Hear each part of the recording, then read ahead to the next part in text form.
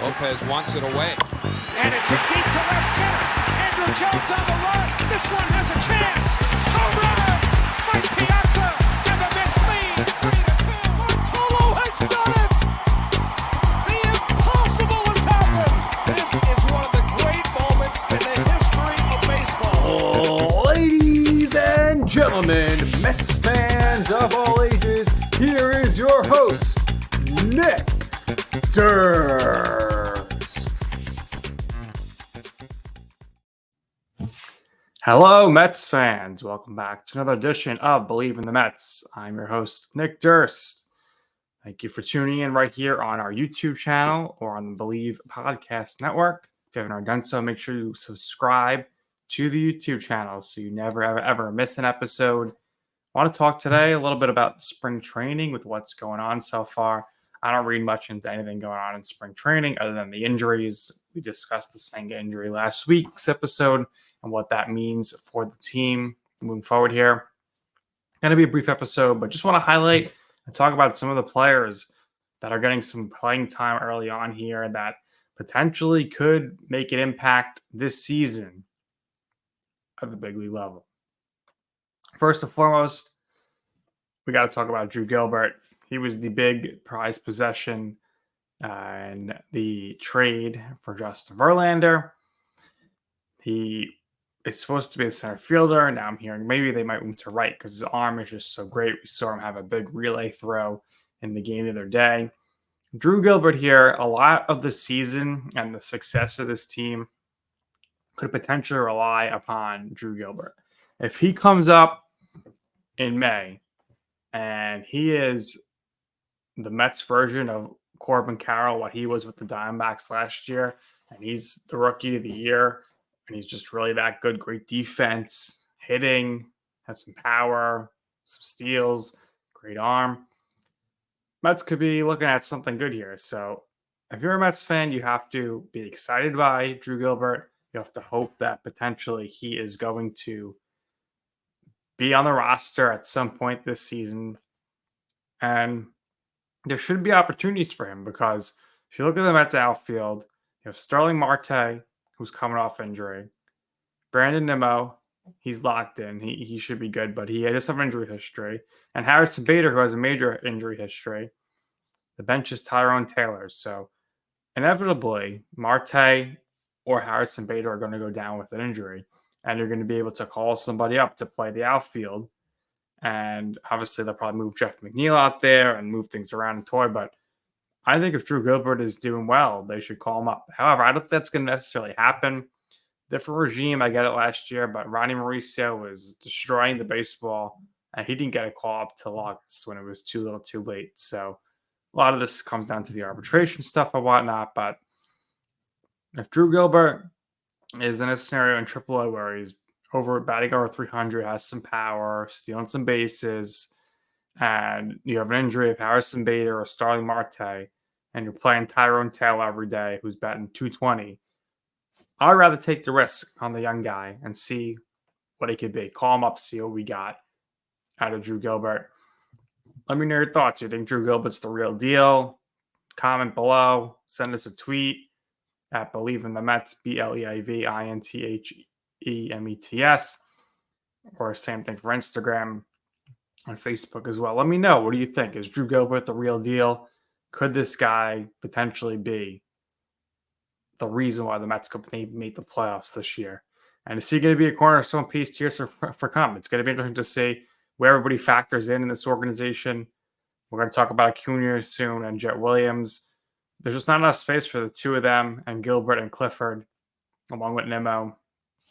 I'm very high on Clifford. I think the trade for Clifford last year to get Clifford in the Drew Gilbert trade was really smart.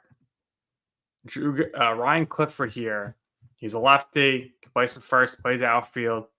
He had tremendous power numbers last year in the minors. 24 home runs last season. He had a great second season in professional ball. His first season, 2022, played 25 games after being drafted. He had 2 home runs, 10 RBI. Big jump the next year between the levels and the teams with the Astros and the Mets. 24 home runs and 81 RBI. That to me shows me that he is the biggest power hitter the Mets have in the organization, in the minors. And I don't think he's going to make the majors this year, but maybe next year you get to a point when he's ready to come up to the majors too. And you could plug in 30 home runs, then you're talking in the future about a lineup. If he's hitting in there as a lefty who could hit 30 home runs in the majors, with Alvarez, who's capable of 30 home runs, and then you got to hope you bring back Pete Alonso. That could be pretty good future there as far as the prospects, but you don't really hear him talked about too much. I'm very high on him. I just think he's got a tremendous upside power-wise at this point. We'll see how he does this season in AA, AAA with the Mets. And again, there's just a log jam here with all the players. So that brings me to Jett Williams and Luisangel Acuña. I'm going to group these guys together. They're middle infielders. They're really shortstops. I don't see how both of them are going to make it to the majors and play in the Mets. So I would say I'd be open to, and I've gotten some heat about this before, but I'd be open to trading them at the deadline if for some reason the Mets aren't it, or next offseason or next year to try to get a bona fide superstar pitcher, which the Mets are lacking. Because I'm just doing the math here. Lindor has like 9-10 years left on his contract at shortstop, so he's going to be there. And then you want to say, okay, maybe one of them can play second base. Okay, so then you're going to, all right, let's say you put somebody at second. Then that means you're going to jump McNeil to the outfield. Then you're going to block Drew Gilbert. You're going to block Clifford, right? So there's really just not enough space for all these guys. We'll see what happens with Brett Beatty. I think Brian Mauricio should get a chance next year to play third base or second base.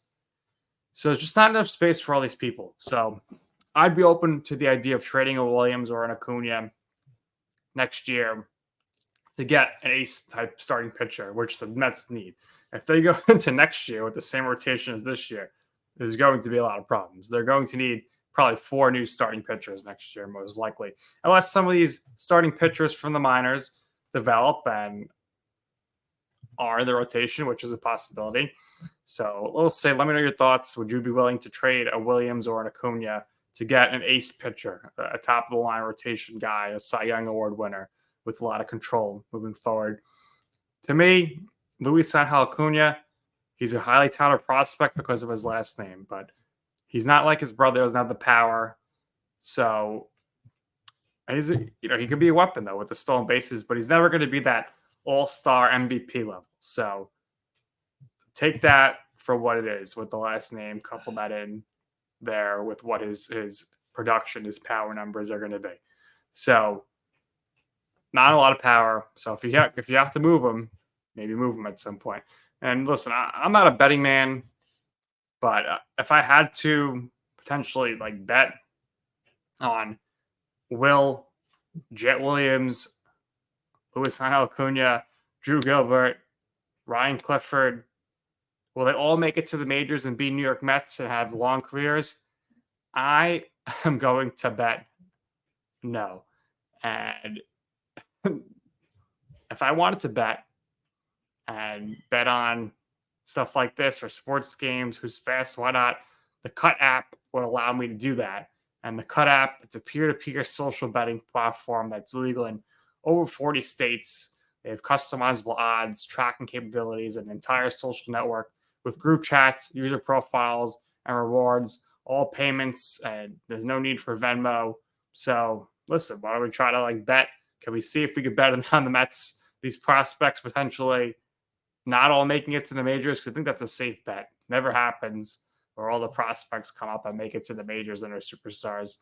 So if you want to try that, go to the Cut app right now. Put your money where your mouth is with how you're feeling about that. And there's a 10% promo discount for anybody who's listening to the show. Just put in the code Bleav in Mets, Bleav Mets, capital Bleav, BLEAV METS. And we'll see what happens as far as the future goes. But Also, looking at the starting pitching from what I've seen so far, Daniel Juarez, hope I'm saying that right,